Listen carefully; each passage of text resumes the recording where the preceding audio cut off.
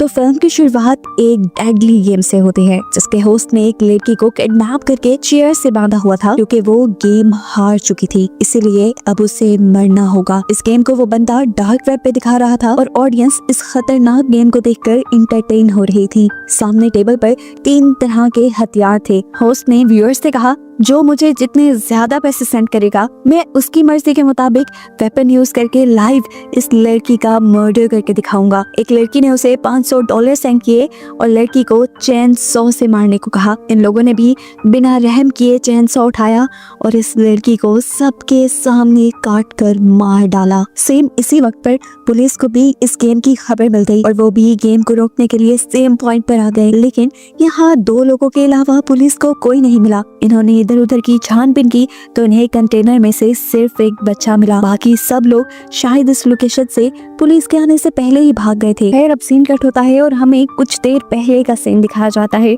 Ben थका हारा अभी घर आया ही था कि उसे खबर मिली कि उस आदमी ने दोबारा से वो गेम शुरू कर दी है। खबर सुनते ही वो फौरन पुलिस स्टेशन पहुंचा, जहां डार्क वेब पर बैठकर सारे ऑफिसर्स वो गेम देख रहे थे, उसी प्रेजेंटर की जिसे ये अभी तक सक्सेसफुली ट्रैक नहीं कर पाई। गेम में उसने 2 लोगों को किडनैप करके रखा हुआ था और जबरदस्ती वो उन दोनों से रॉक पेपर सीजर खिलवाता है। ये दोनों जानते थे कि इस खेल के बाद इनकी जान चली जाएगी। ये दोनों जब नहीं खेलते तो इन्हें टीजर गन से शॉक दिया जाता है। दोनों जब गेम खेलते हैं तो लड़की हार जाती है, जिसकी वजह से अब उसको मार दिया जाना था। ये वही सीन था जिसे मूवी के स्टार्ट में ही दिखा दिया गया है कि कैसे के लोग इस लड़की को चेन सॉ से मार देंगे। ये सब देखते हुए बेन फौरन अपनी साइबर सिक्योरिटी के पास जाता है और उसे प्रेजेंटर को ट्रैक करने को कहता है। पर बुरी खबर ये मिलती है कि प्रेजेंटर तो ऐसा सिस्टम यूज कर रहा है जिसकी वजह से पुलिस भी उसे ट्रैक नहीं कर पा रही। हर मर्तबा उसकी ट्रैक हुई लोकेशन गलत मिलती है और वो बच जाता है,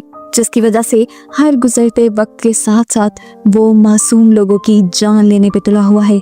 सीन कट होकर हमें कातिया नाम की एक लेडी को दिखाया जाता है, जिसका आज जॉब पे पहला दिन था। उसने कस्टमर्स को बहुत अच्छे से डील किया और इसी टाइम पे उसकी कोवर्कर सोफिया उसके पास आई। यहाँ सीन कट होकर हमें शो के प्रेजेंटर को दिखाया गया, जो फुल टाइम कातिया के ऊपर ही नजर रख रहा था। कातिया के साथ उसने 3 और लोगों पर भी नजर रखी हुई थी। शायद वो इन तीनों को ही किडनैप करके अपना शिकार बनाने वाला था। यहाँ पर हम बेन को देखते हैं, जो अभी भी उस प्रेजेंटर के पुराने शो को देख रहा है। बैकग्राउंड पे उसे कुछ लोग दिखाई देते हैं और जब वो उनके बारे में इन्वेस्टिगेट करता है तो उसे पता चलता है कि इन लोगों का भी किडनैप हुआ था। यानी प्रेजेंटर यहाँ जितने लोगों को मार रहा था उन्हें वो इलीगली किडनैप किया करता था। यहाँ जॉब खत्म होने के बाद अब कातिया घर जाने के लिए निकल ही रही थी, पर सोफिया ने उसे रोक लिया क्योंकि आज उसका पहला जॉब का दिन था और सोफिया चाह रही थी कि उसके साथ थोड़ा सा टाइम स्पेंड किया जाए। कातिया बताते हैं, मैं रुक नहीं सकती क्योंकि घर पर मेरा बेटा और मेरी मॉम मेरा इंतजार कर रहे होंगे।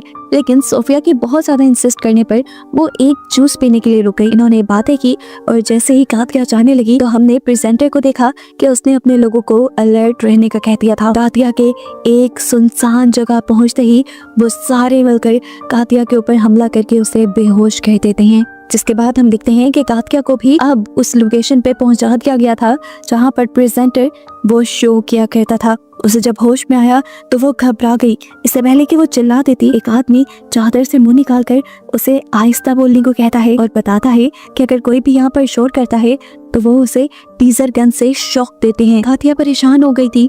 वो जानती थी कि घर पे उसका बेटा और उसकी मॉम उसका वेट कर रहे होंगे। उसने साथ में से पूछा, कौन है ये लोग जिन्होंने हमें यहाँ पर बांध रखा है। वो आदमी बताता है कि इस बारे में मुझे भी ज्यादा नहीं पता, मुझे भी अभी किडनैप करके लाया गया है और होश में आने पर जब मैं बोलने लगा तो मुझे टीजर गन से शॉक दे दिया इन्होंने। देखने को मिला कि अब प्रेजेंटर ने इन लोगों की किडनैपिंग की वीडियो भी अपने अकाउंट पर पब्लिश कर दी थी। ये देखकर बहन बहुत ही ज्यादा गुस्से में आ गया और उसने अपनी टीम से कहा कि इन सारे लोगों की इंफॉर्मेशन निकालो, ये लोग कहाँ कहाँ काम करते थे और कहाँ कहाँ से इन्हें किडनैप किया गया। बेन बुरी तरह इस केस में फंस गया था। कहीं पे भी उसे कोई सुराग नहीं मिलता था जहाँ जाकर वो प्रेजेंटर को पकड़ पाए। अब उसके दिमाग में केस को सॉल्व करने का एक आइडिया आता है। वो एक ऐसे कैदी के पास जाता है जिसे उसने ही अरेस्ट किया था एक डार्क वेब वाले केस पे।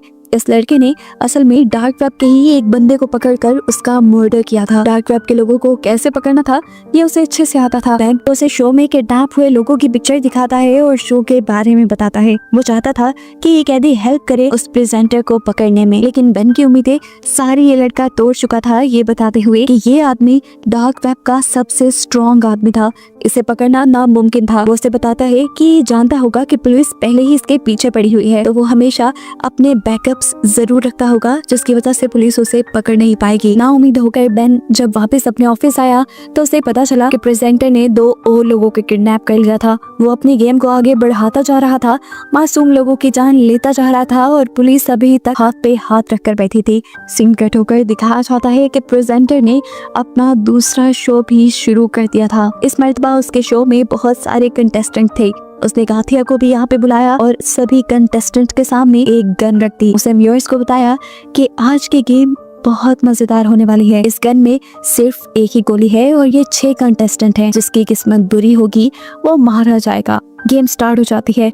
कंटेस्टेंट को बताया जाता है कि उन्हें गन सर पे रख के उसका ट्रिगर दबाना है। बारी बारी सब ने ट्रिगर दबाना शुरू किया। गाथिया जब गोली चलाती है तो उसकी बंदूक में गोली नहीं थी, लेकिन जैसे ही एक दूसरे कंटेस्टेंट ने ट्रिगर दबाया तो गोली चल गई और उसका दिमाग फट गई। वो वहीं मारा गया। एक तीसरे कंटेस्टेंट की गोली की जगह एक फ्लैग बाहर निकला था और उन्हें बताया कि ये इंसान भी गेम हार चुका है और इस तरह से लोग अपने ऑडियंस की ख्वाहिश के मुताबिक मारने वाले थे। ऑडियंस में से दोबारा एक लड़की ने $500 सेंड किए और उस आदमी को ब्लीच देकर मारने का कहा। सबसे ज्यादा पैसे ही उसने दिए थे, तो उसकी बात मानी गई और आदमी को ब्लीच पिला दिया गया, जिससे उसके अंदर के सारे ऑर्गन्स फट गए और वो मारा गया।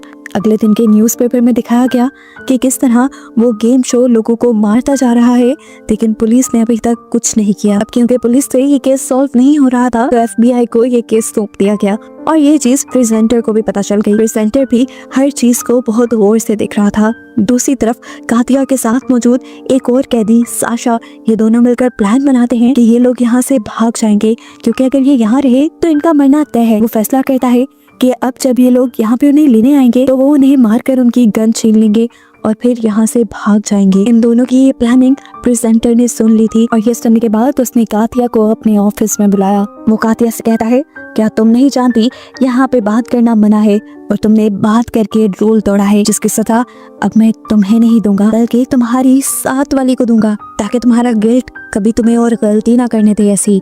अब स्क्रीन पे दोबारा ये लोग लाइव आ जाते हैं और जिस लड़की को प्रेजेंटर ने सजा देनी थी उसे लाइव सबके सामने पाँव पे कोड़े मारे जाते हैं। उसे तड़पते हुए देखकर ऑडियंस जैसे सेटिस्फाई हो रही थी और धड़ाधड़ उनके शो को लाइक कर रही थी। जहाँ अभी तक FBI वाले भी इन लोगों की लोकेशन का पता नहीं चला पाए थे। अब बेन दोबारा उस कैदी के पास जाता है जिससे उसने पहले भी मदद मांगी थी। वो उससे पूछता है कि आखिर ये प्रेजेंटर, ये गेम वाला आदमी चाहता क्या है। कैदी ने बताया वो कुछ नहीं चाहता, उसे सिर्फ मजा आ रहा है लोगों को तकलीफ देने में और उसे लगता है कि ऐसे करने पे वो मशहूर हो जाएगा। वो मशहूर होकर सभी लोगों को अपने जैसा बनाना चाहता है, जिन्हें जुल्म पसंद हो, जो दूसरों पर जुल्म करके खुश हो। सीन कट होकर दिखाया जाता है कि अब FBI वालों के साथ मीडिया कॉन्फ्रेंस हो रही थी, जहां पर वो लोग शर्मिंदगी का इजहार करते हुए बताते हैं कि अभी तक वो उस आदमी की लोकेशन को ट्रैक नहीं कर पाए, लेकिन जल्द ही वो ऐसा करके उस आदमी को पकड़ लेंगे। देखने को मिला कि प्रेजेंटर भी ये प्रेस कॉन्फ्रेंस बहुत ही गौर से सुन रहा था।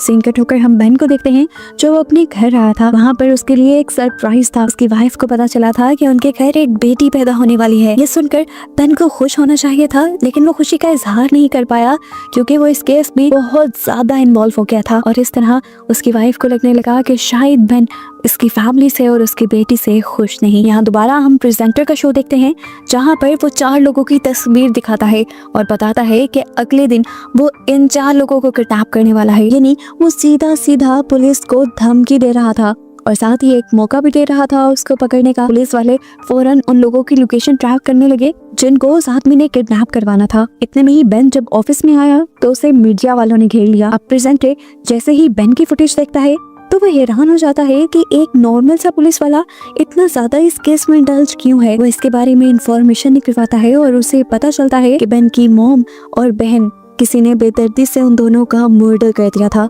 बेन उन्हें बचा नहीं पाया था और इस चीज का बेन को बहुत रिग्रेट था, जिस रिग्रेट को खत्म करने के लिए वो अब मासूम लोगों की जान बचाने की मिशन पर था। यहाँ पर फाइनली अब प्रेजेंटर उन लोगों को भी किडनैप करवा चुका था जिनके लिए उसने पिछले दिन धमकी दी थी। इसमें एक बहुत छोटी बच्ची भी थी जो इस शो को देखती थी। उसे लग रहा था कि ये शो वाले उसको कुछ नहीं करेंगे, लेकिन प्रेजेंटर ने यहाँ उसे बताया कि अगर वो इस गेम में आ गई है तो वो अब इस शो की फैन नहीं रही बल्कि इस शो की विक्टिम बन गई है, और जैसा यहाँ पर मौजूद सब लोगों के साथ होगा वैसा ही सलूक उसके साथ भी किया जाएगा। ये कहते ही वो कैमरास की तरफ मुड़ गया और अपने व्यूअर्स को बताने लगा कि आज वो लोग डॉज गेम खेलेंगे जिसमें गेमर्स ने एक दूसरे को बॉल मारनी थी। इस बॉल से बाकी लोगों ने बचना था और अगर किसी एक को भी ये बॉल लग जाती तो वो मारा जाता।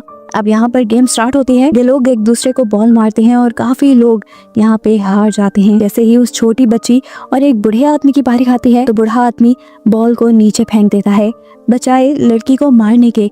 उसे प्रेजेंटर से कहा कि मैंने हार मान ली है, मैं उस लड़की को नहीं मार सकता। ये देखकर प्रेजेंटर ने उसे कहा कि यहाँ पर गेम तुम्हारी मर्जी से नहीं खेला जाएगा। यहाँ पर इस बूढ़े आदमी को अपने पास एक वायर का टुकड़ा मिला। ये काफी शार्प था जिसे उसने अपने पाँव के जूते में छुपा लिया। अब काफी दिन गुजर जाते हैं और कोई शो प्रेजेंटर ऑन एयर नहीं करता। काफी दिन बाद जैसे ही उसका शो ऑन एयर होता है तो बेन के साथ साथ सभी पुलिस ऑफिसर और FBI एजेंट उस शो को देखने लग जाते हैं। अब क्योंकि प्रेजेंटर को बेन के बारे में पता चल चुका था तो वो बार बार शो में बेन का नाम ले रहा था। वो ये भी जान गया था कि पुलिस वाले इस शो को देख रहे हैं।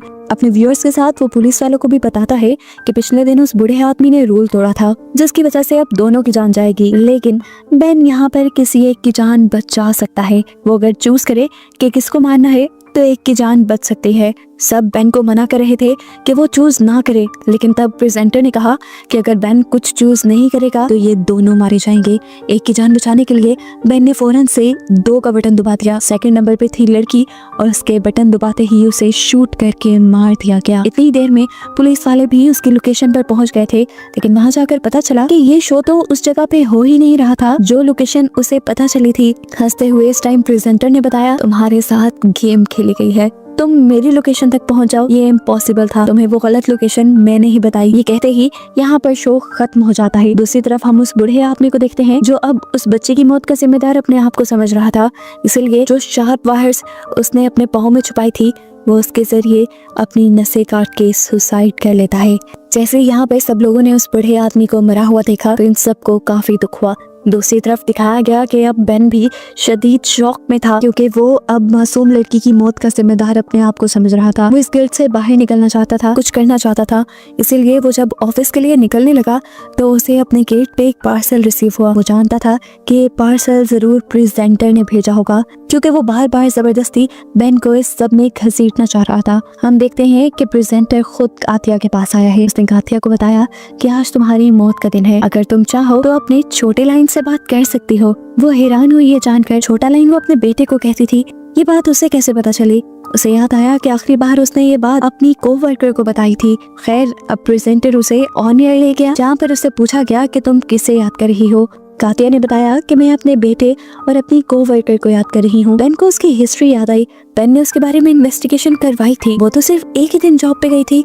अगर उसने अपने क्लीग का नाम लिया है इसका मतलब ये बेन के लिए एक हिंट है, जरूर उसकी क्लीग भी इन सब में इन्वॉल्व है। वो फौरन उसकी क्लीग यानी सोफिया से मिलने के लिए चाहता है, जहाँ पर पहले तो सोफिया उससे कोई बात नहीं करती, लेकिन फिर वो कुछ नोट लिखकर बेन को बताती है कि उसके बेटे को भी इन लोगों ने किडनैप किया हुआ है। कैमरास में से वो इन्हें देख सकता है। उसने जो सब गाथिया के साथ किया वो करना उसकी मजबूरी बन गई थी।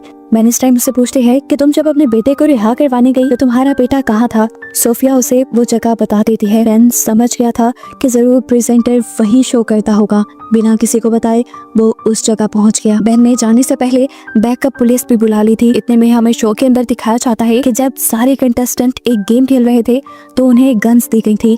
इस मर्तबा सभी कंटेस्टेंट ये फैसला करके आए थे कि वो अपने बजाय यहाँ के लोगों को मारकर अपने आप को आजाद कर लेंगे।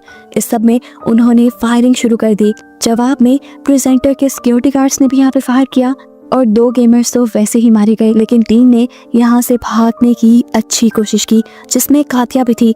गाथिया के साथ उसका एक साथी साशा जब बाहर की तरफ बढ़ रहा था तो उसे एक गार्ड ने पकड़ लिया। गाथिया उसे बचाने के लिए रुकी, लेकिन साशा ने कह दिया तुम भागो, तुम यहाँ से निकलो और पुलिस को इस लोकेशन के बारे में बताओ। वो यहाँ से निकलने वाली थी, इतने में बेन उससे टकरा गया। कातिया को घबराए देखकर उसने कातिया को तसल्ली दी कि अभी बैकअप पुलिस भी यहाँ आ रही है और सब चीजें नॉर्मल हो जाएंगी। बेन अब कातिया को छुपाकर आगे की तरफ बढ़ता है। प्रेजेंटर इस टाइम एक रूम के अंदर बैठा हुआ था। उसे देखकर प्रेजेंटर ने उससे कहा, अगर हिम्मत है तो चलाओ मुझ पर गोली। बेन ने अभी जरा नहीं सोचा और फौरन उसे शूट करके मार दिया। और जैसे ही वो उसके पास गया तो मास्क उतारने पर पता चला कि यहाँ पर प्रेजेंटर था ही नहीं। यहाँ पर इस टाइम एक मासूम लड़की को जाल में फंसा कर बिठाया गया था और प्रेजेंटर उसके आने से पहले ही यहाँ से निकल चुका था। ये सब लाइव शो में चल रहा था और शो के व्यूअर्स ये देखकर हंसने लग जाते हैं और बेन का बहुत मजाक बन जाता है। दिखाया जाता है कि अब पुलिस यहाँ पर आ चुकी थी। उन्होंने कातिया को तो रेस्क्यू कर लिया, लेकिन यहाँ पर कोई और उन्हें नहीं मिला। बाहर प्रेजेंटर की वाइफ उसका इंतजार कर रही थी। प्रेजेंटर गाड़ी में बैठा